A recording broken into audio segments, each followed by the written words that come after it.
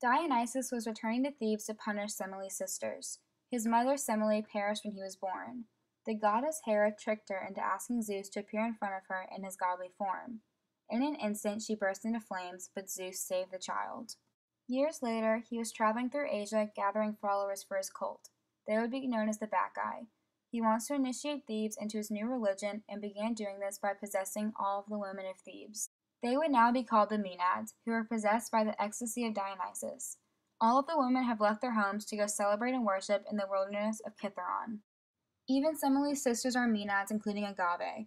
Agave is the aunt of Dionysus and is also the mother of the current king of Thebes, Pentheus. Even though Pentheus was a young teenager, he ruled as king instead of his grandfather Cadmus. Pentheus did not want to accept the new religion of Dionysus.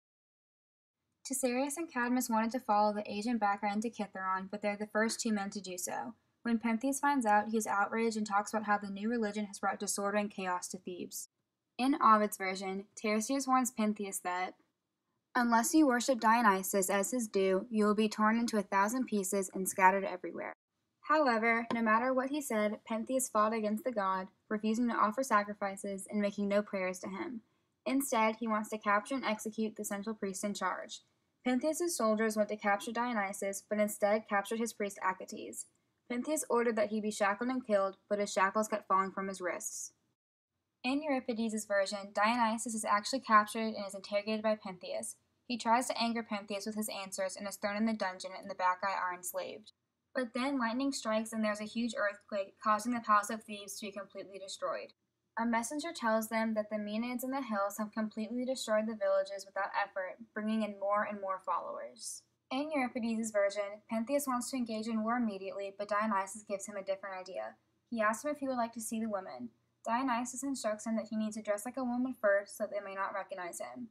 Once he is properly dressed, he is possessed by Dionysus.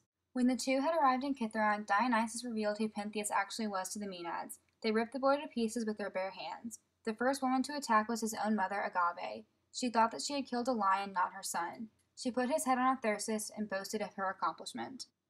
Cadmus heard of what happened and rushed to the hills as soon as he found out.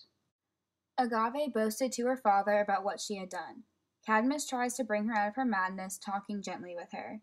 When the madness had finally passed, she looked at what was in her hands and screamed. Even the Bacchae are remorseful for what had happened. Dionysus appears again, now regarded as a true god. He says that Cadmus and Agave are to exile separately.